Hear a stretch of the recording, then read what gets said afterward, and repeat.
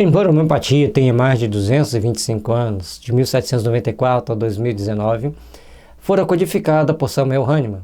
Ela é pouco conhecida e pouco compreendida, por isso criamos o site e o canal no YouTube para divulgá-la e explicá-la a todos que possuem o interesse de se informar a respeito das possibilidades de tratamento com homeopatia. São as gotas de Deus na saúde humana. A homeopatia trata ou previne a maioria das doenças crônicas. E todos nós, quando vamos estudar a homeopatia, começamos a estudar, vemos as maravilhas que ela produz na saúde humana, a gente acha que a homeopatia é fundamental para a manutenção da saúde humana, a gente fica naquela empolgação toda, aí depois a gente vai descobrindo que existem outras terapias, que cada uma tem sua finalidade, mas a homeopatia, a estrutura dela, baseada em leis naturais, ela é fundamental para impulsionar o nosso progresso espiritual, ele é fundamental para nos impulsionar na direção do bem. Se nós nos propormos a nos melhorar verdadeiramente, nós vamos ver que ela vai estar dando para nós uma grande oportunidade de sermos realmente melhores e de procurarmos evoluir. Mas para isso é necessário controlar a nossa mente, educar nossos conflitos e evangelizar nossos sentimentos. Se a gente conseguir fazer isso, com o uso da homeopatia, logicamente que nós estamos nos melhorando muito. E não é demais dizer que aquelas pessoas que se tratam corretamente com a homeopatia têm muito mais chances de continuar na Terra ou no planeta em regeneração do que aqueles que não tomam, não se esforçam muito para se modificar. O remédio só cura o que ele pode provocar. Aquilo que em doses tóxicas adoece, diluído e dinamizado, cura. Cada remédio tem características próprias e só poderá tratar as pessoas que tiverem as mesmas características dele. Ou seja, os sintomas que ele causam são os sintomas que ele tratam. Cada pessoa tem seus conjuntos de sintomas e cada remédio produz um conjunto de sintomas. Por isso, ele vai tratar as pessoas que tiverem os sintomas parecidos com o dele. Se for diferente, tem que escolher outro remédio. E aí, é importante a gente lembrar que para os espíritas é possível conversar com os mortos, considerando-se que em vida eres homeopata, que pensais agora da homeopatia? Isso é uma pergunta que Kardec faz ao espírito do Dr. Moore, que ele invoca na reunião mediúnica e ele responde através de um médium. Então ele responde o seguinte: a homeopatia é o começo das descobertas dos fluidos latentes. Far-se-ão muitas outras, igualmente preciosas, formando um todo harmonioso que conduzirá vosso globo à perfeição. Então, nós precisamos entender esse mecanismo, esse processo, para que a gente possa se tornar melhor, para que a gente possa ser melhor e estar melhor dentro desse processo de aprimoramento que nós temos que ter ao longo da nossa vida, ao longo da nossa caminhada, para sermos realmente pessoas melhores. E a homeopatia, por ela desintoxicar os corpos sutis, que nós vamos ver daqui a pouco o que é corpo sutil, as fotos, os desenhos, as explicações, ela vai desintoxicando, logicamente que a gente vai se tornando melhor, a gente vai se tornando uma pessoa mais apta a agir e tomar determinadas ações com mais determinação, com mais coragem, com mais fé e principalmente com mais respeito por si mesmo e pelo meio ambiente à sua volta. A homeopatia é feita a partir de tintura-mãe, com diluições e sucções sucessivas que podem ser decimais, centesimais ou 50 milesimais. Aquela letrinha ali, vou pegar uma garrafa aqui que não tem a rótula. Então, aquela letrinha ali, DH, que significa decimal homeopática, CH centesimal homeopática e 50 milesimal ALM. A homeopatia foi criada pelo médico alemão Dr. Christian Friedreich Samuel Hahnemann e ela é feita a partir de uma tintura-mãe. Vamos supor que aqui tem um vidro com a tintura-mãe e aqui tem um vidro com 1000 gotas de álcool e água. Então, eu vou pegar 100 gotas da tintura-mãe, vou colocar aqui dentro e vou fazer este movimento aqui de bater e sacudir 100 vezes. A partir daí eu tenho CH1. Então eu pego para um outro vidro de 1000 gotas, o número que é fictício, né, para a gente poder, é apenas didático, 1.000 gotas de álcool e água, vou pegar 100 gotas do CH1, vou passar para lá e de novo bater e sacudir no que eu coloquei. Então, para cada CH é um vidro e vai fazendo assim do 1 ao 100 mil. O mais comum de usar, que a gente usar, é do 1 ao 1.000. E cada remédio, aí você fala assim, mas diluiu 1.000 vezes, que absurdo. Não queira começar um tratamento homeopático pelo CH1000, porque você não sabe que nível de intoxicação você tem, você pode passar muito mal. Então a gente começa com CH7, CH9 e depois vai subindo gradativamente para que a pessoa recupere a saúde também gradativamente. Começar com muito alta vai mais assustar do que beneficiar a pessoa. A homeopatia tem muitas leis. Então, a lei de Ardent-Schultz, ela diz que um estímulo químico forte gera baixa energia vital. E, por outro lado, um estímulo químico fraco gera alta energia vital. No entendimento da homeopatia, as doenças estão nessa energia vital. Da expansão do perispírito, a retração dele, vai estar definido o tipo de doença que a gente tem. E à medida que a gente vai se tratando, vai se desintoxicando, mas se a gente toma remédio em doses tóxicas, a energia vital nossa não expande, ou às vezes até contrai. E quando a gente toma os remédios diluídos e dinamizados, ele vai fazendo com que a nossa energia vital se expanda, nossa aura se expanda. E isso faz uma grande diferença no tratamento. Aura, corpo sutil, energia vital, a gente vai ver daqui a pouquinho. Na homeopatia temos as leis da cura, as leis de Constantin Hering. As leis da cura vão ser aquelas leis que vão dizer, se tomou o remédio, você estava sentindo o sintoma X e Y, você passou a sentir o sintoma A e B, está certo ou está errado? Nós vamos ver agora como que a gente vai saber. Então a lei de Hering diz que as curas se dão de cima para baixo, de dentro para fora, na ordem inversa do seu aparecimento. Então, para você se curar, aquela última doença que você teve vai ser obrigatoriamente a primeira que você vai melhorar. Depois a que você teve antes dela, depois antes dela, depois antes dela, fazendo o caminho reverso. Princípios básicos da lei de Hering. A lei de Hering possui 4 princípios. A diminuição da dor ocorre de cima para baixo. A melhoria da enfermidade ocorre de dentro para fora. Os sintomas desaparecem na mesma ordem em que apareceram, aliviando os primeiros órgãos mais importantes ou mais vitais, em seguida os menos importantes, as mucosas e por fim a pele. E a unha também é por fim. À medida que vão desaparecendo os sintomas mais recentes, vão aparecendo os sintomas mais antigos. Então, um exemplo, se a pessoa teve muita infecção de garganta, ou sinusite, então ela procurou suprimir com os meios mais variados possíveis, suprimiu. Aí ela passou a ter gastrite. Aí ela chega para o terapeuta reclamando da gastrite. E por isso que é importante o quadrinho lá das doenças que já teve, para o terapeuta ficar sabendo que ele já teve. Como eu já sei que quem tem gastrite ou teve sinusite ou teve infecção de garganta, então eu já vou direto e pergunto. À medida que ele toma o remédio para gastrite, vai voltar a sinusite ou infecção de garganta, só que menos intensa, por menos tempo. E quando volta isso ali, às vezes a gente já pode trocar o remédio para o remédio que vai tratar a sinusite ou a infecção de garganta.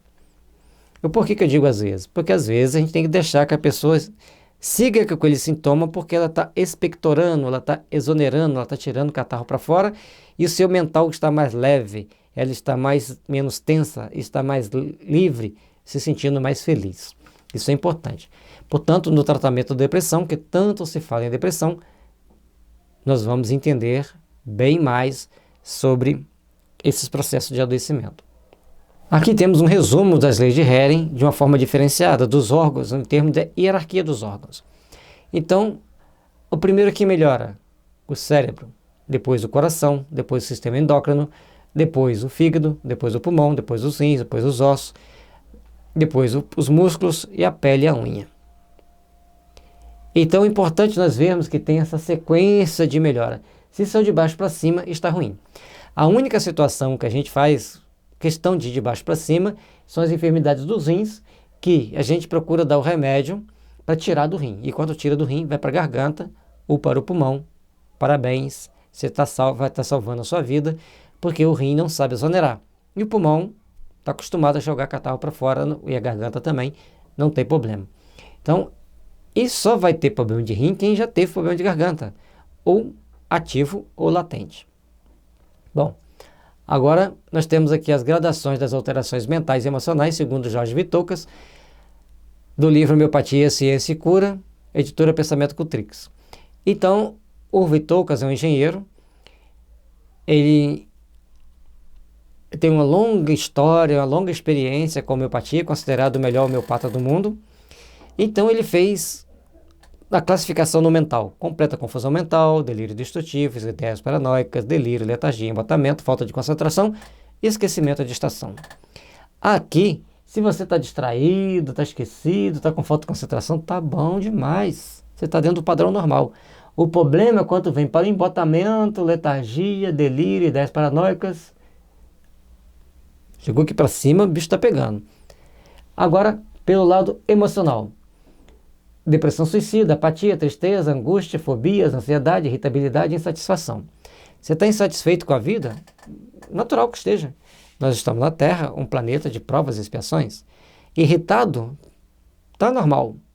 O problema é a intensidade disso e a constância disso, tá, gente? Aí depois vem ansiedade, fobia, angústia, tristeza. Aí complica depois, apatia e depressão suicida. Então, o escalonamento vai acontecendo, vai subindo, e a gente tem que ficar bem atento, a gente tem que ficar bem vigilante conosco mesmo e com aqueles que a gente estiver ajudando para entender esse mecanismo e saber indicar o remédio. Outra coisa muito importante da gente entender é a questão da suscetibilidade e da sensibilidade, que não é levada em conta por nenhuma terapia. Apenas a homeopatia leva em consideração isso, e os florais mais ou menos entendem isso.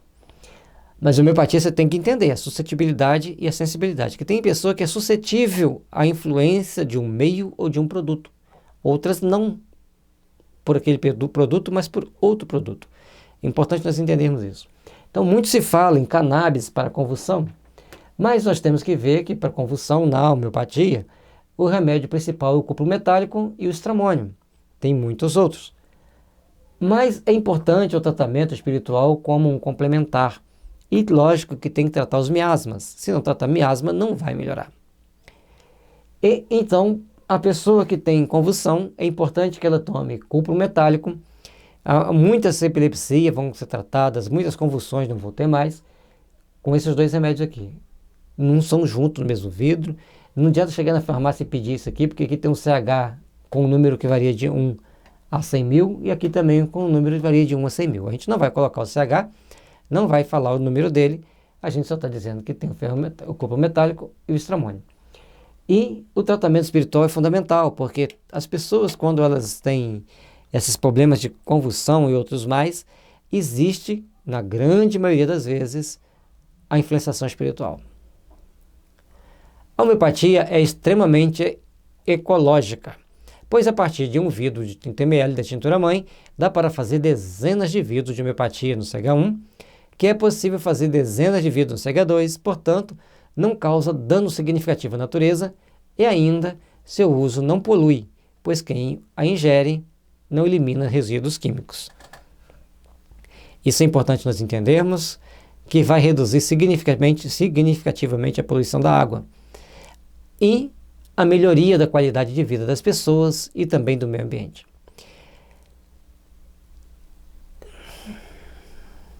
Portanto, ela vai ser muito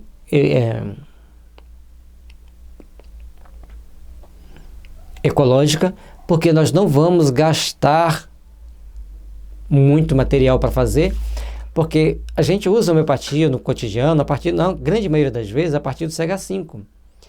Então, se um vidro de CH1 dá para você fazer centenas de CH2, centenas de CH3, centenas de CH4 e assim sucessivamente, então até você precisar da matéria-mãe, da matéria-prima para fazer o da tintura-mãe, vai levar bastante tempo.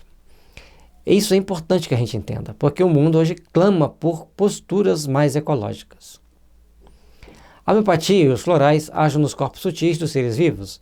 Ambos podem ser usados em humanos, animais, plantas, solo e na desintoxicação da água. E aqui nós temos algumas observações. as pessoas falam assim, porque quando você passa a homeopatia para alguém, você sugere aquela pessoa mudar, é um efeito placebo. E nos animais? E nas plantas? E no solo, na desintoxicação da água? Nós temos uma amiga que começou a fazer um trabalho de pesquisa na desintoxicação da água e ela conseguiu reduzir 20% do chumbo na água. Aí depois, a empresa que ela trabalhava designou ela para uma outra função, que era mais importante para aquela empresa, e ela então parou a pesquisa de desintoxicação da água. E com relação ao uso da homeopatia nos animais, nós vamos ver mais à frente que tem um remédio que se a ave tiver com o ovo virado, ela vai, ao tomar o remédio, o ovo desvira. E daí a pouco ela bota. E teve um caso de uma periquita das crianças que botou um ovo, daí 2 horas botou outro, aí 2 horas botou outro. Ela já tinha 3 ovos lá para botar, gerado, que não conseguia sair porque estava virado. Ao tomar homeopatia, virou e saiu. Uma coisa importante, a ave, você coloca água para ela tomar, ela não vai querer ir lá tomar, com raras exceções. Então, você pega a ave, bota o biquinho dela dentro da água para ela molhar a língua 3 vezes. Molhou a língua 3 vezes, pode soltar ela, que daí a pouquinho ela vai botar. O ovo vai virar, vai botar e você não vai perder sua matriz. Mais à frente a gente vai falar mais. Aqui nós temos um repolho cuidado com homeopatia, plantado no solo, tratado com homeopatia, e aqui um repolho normal com agrotóxico. Esse aqui é quase 5 vezes maior do que esse. Então, a produção agropecuária com o uso da homeopatia dá um ganho muito grande. As pessoas, a produção de leite aumenta 35% e o ganho de peso aumenta 35%. Se você tiver um gado, nem engorda, um grupo de garrotes, vamos dizer que você tem lá 100 garrotes em processo de crescimento e engorda. Então, se em 6 meses eles iam ganhar 1.000 quilos, em 6 meses eles vão ganhar 1.350 quilos, usando a homeopatia. Então, isso é uma diferença muito grande. E se uma vaca dá 10 litros de leite, ela vai dar 13,5 litros de leite. É uma resposta muito boa na criação de aves, então a mortalidade das aves diminui bastante, porque a homeopatia ela age de uma forma bem ampla, bem transcendente nos animais. E a gente também pode tratar o solo, trazendo então mais benefícios ainda para o produtor.